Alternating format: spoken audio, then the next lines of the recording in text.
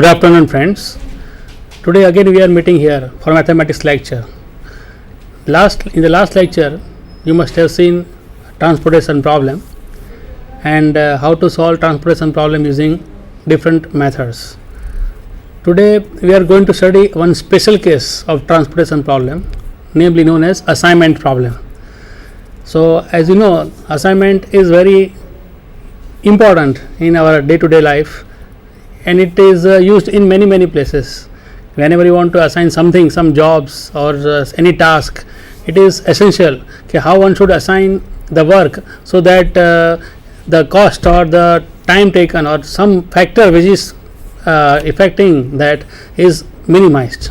Okay, so today we have with us in our studio Dr. Rajesh Thakkar, and he is going to deliver us very interesting, and I am sure that you will enjoy this lecture. So I am requesting, sir, please tell us about assignment problem. Yes, sir. Thank you, sir.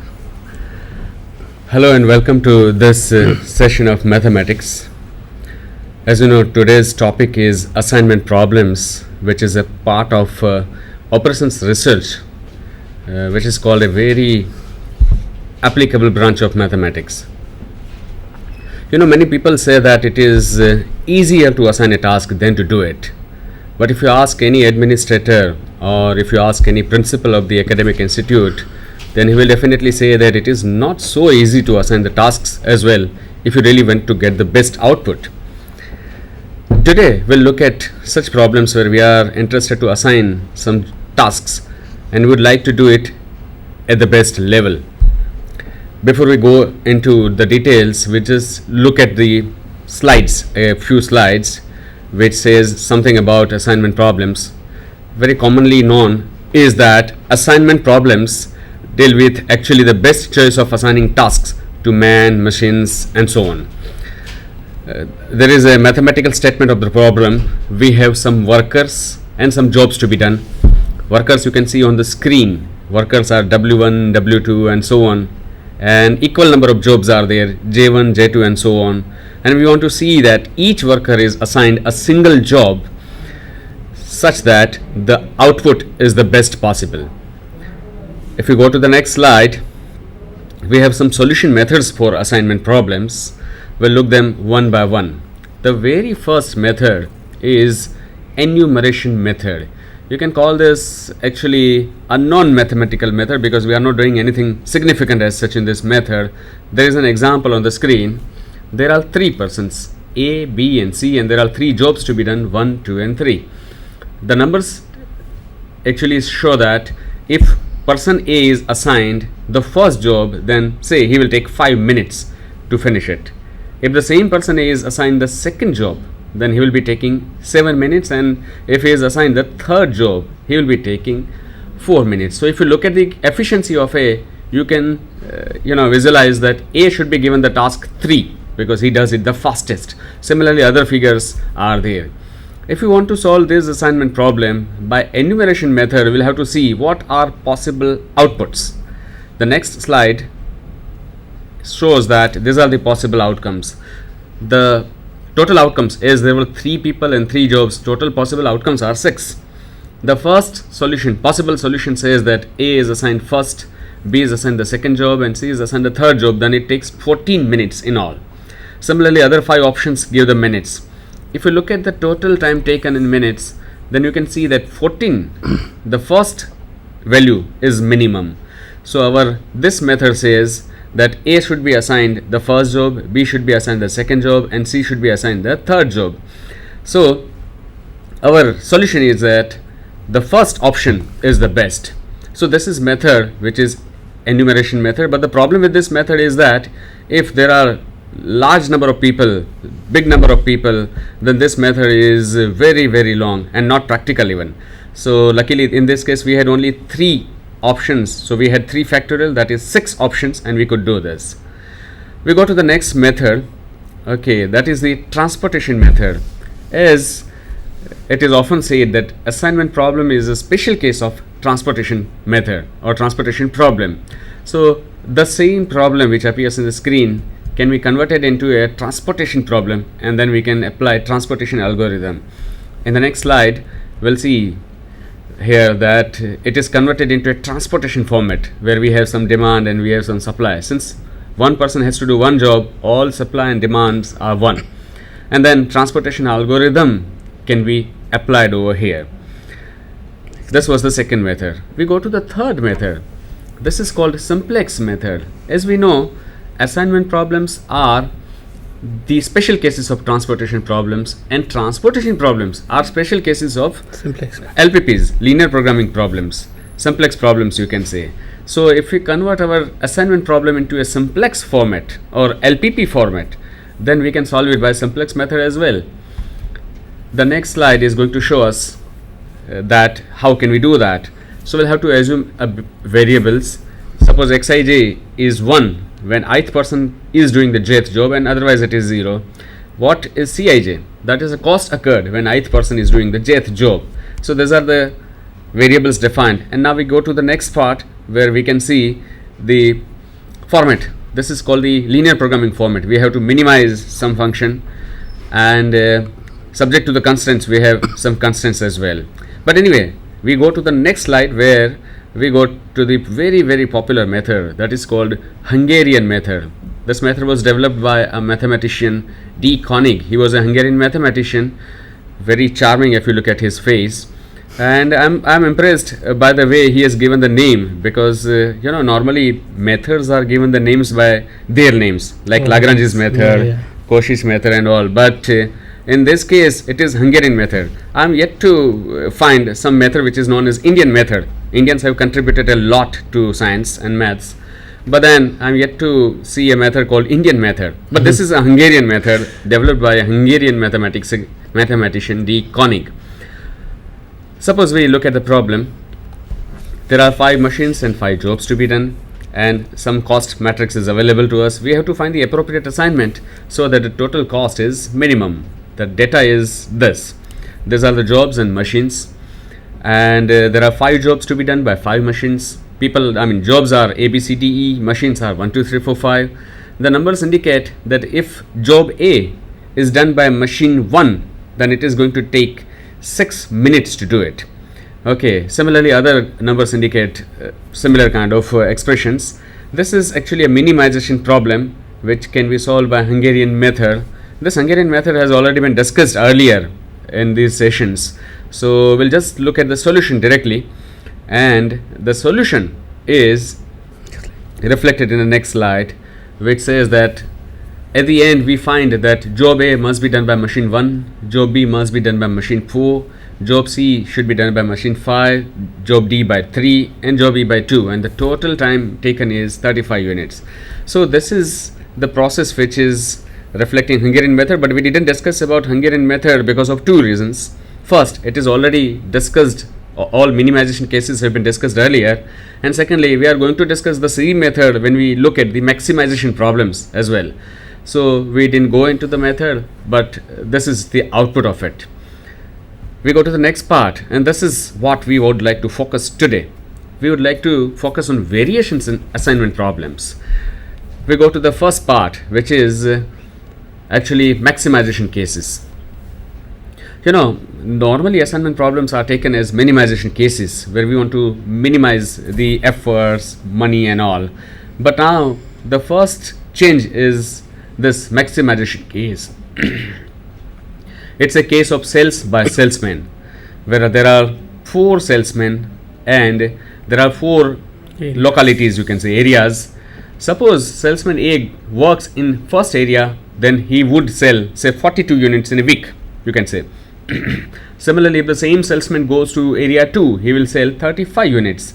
Looking at this first row, it seems that salesman A, if going to area 1, it is very effective. He is going to sell 42 units. Naturally, we would love to maximize our sales. So these numbers actually indicate that our sales are reflected by the efficiency of our salesmen. We would love to assign every salesman the area so that our sales is maximum. So this is not a minimization case. This is actually a maximization case. Though it is not very different from minimization case, but this is different at least in the beginning. It is a maximization case. So let us look at the method now. we convert this problem into minimization in a very simple fashion. As seen in the bracket, you have to subtract all elements of the table from the highest value in the table. We'll go to previous slide again, and we'll see that from all entries, all numbers, 42 is the highest number in the table. So all entries should be subtracted from 42 so that the problem is converted into minimization. Okay, so if these are subtracted, then the new table arrives to us, which is salesman A, salesman B, C and D, giving us the values area 1, area 2, area 3, area 4. So these are the numbers available to us, and now rest of the process will try to see on the teletop. But before that, we'll have to copy down these numbers on teletop. So we have a table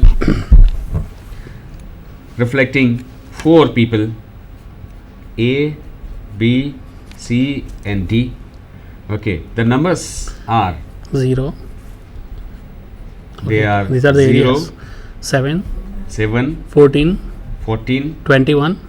21. Okay, next. Okay, next 12, 12, 17, 17, 22, 22, 27. 27, The third salesman. 12, 12, 17, 17, 22, 27. 27. Same. Fourth salesman, Fourth salesman. 18, 18, 22, 22, 26, 26, 30. 30. Okay, so these are the numbers available when we convert our problem into minimization. Now we want to solve it by Hungarian method. So if we recall the Hungarian method, actually this is the reason why we didn't discuss Hungarian method earlier. Now we apply this method. First of all, as you know, the first step is to take the case row wise. From each row, the minimum element of the row is subtracted. Look at this first row, and the minimum element is 0. So 0 should be subtracted from each one. Okay, which results into the same numbers. Look at the second row. The second row has minimum number, this 12. So 12 should be subtracted from all numbers. Okay, then we have again 12. So again 12 is subtracted from the third row. And finally, in the last row, the minimum number is 18. So 18 is subtracted from each element. Okay, so the output will be again the 4 people and 4 areas, and our previous numbers give us 0, 7, 14, 21, 0, 0, 5, 5, 10, 10, 15. 15. Again the same. 0, same row. 0, And finally 0, 4, 4, 8, 8, 12. 12. So the step 1 is taken care of. Okay, we are getting these numbers at the end. Now we go to the second step, which says that they repeat the process for the columns. So from first column, the minimum is 0, so 0 is subtracted from everyone, so it will remain the same. Look at the second column, the minimum is 4. So if you subtract 4, this 7 becomes 3, this 5 becomes 1, this 5 becomes 1, and this 4 becomes 0. We are subtracting 4 from each element. Look at the third column. This is the third column, and minimum is 8. If we minus 8, if we subtract 8, the output will be 6, 2, 2, 2, 0. 2 and 0. And finally 12 is 12, minimum. 11. So if 12 is subtracted, it is 9, 9, sorry. 3, 3 and 0. Okay, so this is the output at the end of table 2.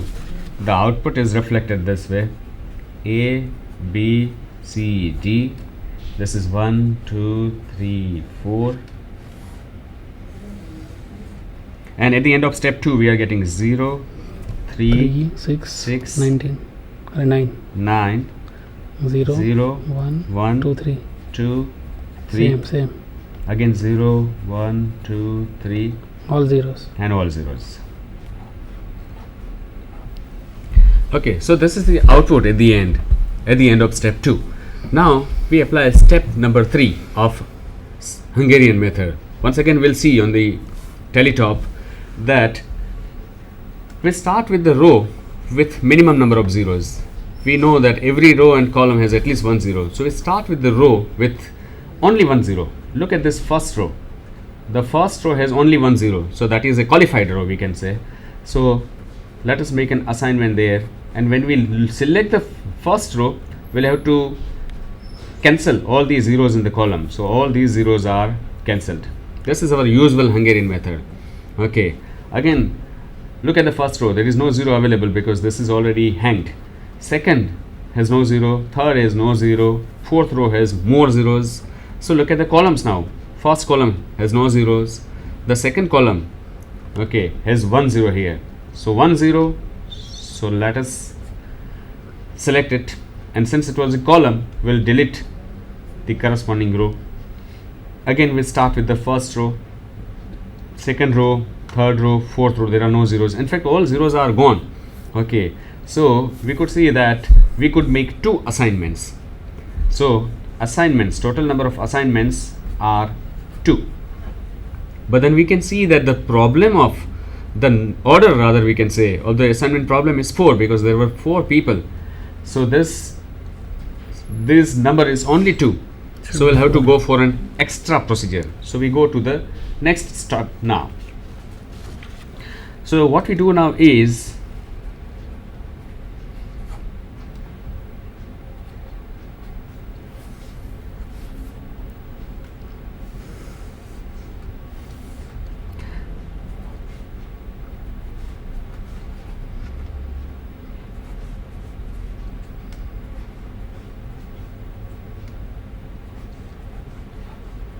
what we try to do is we would like to cover all zeros by minimum number of horizontal and vertical lines.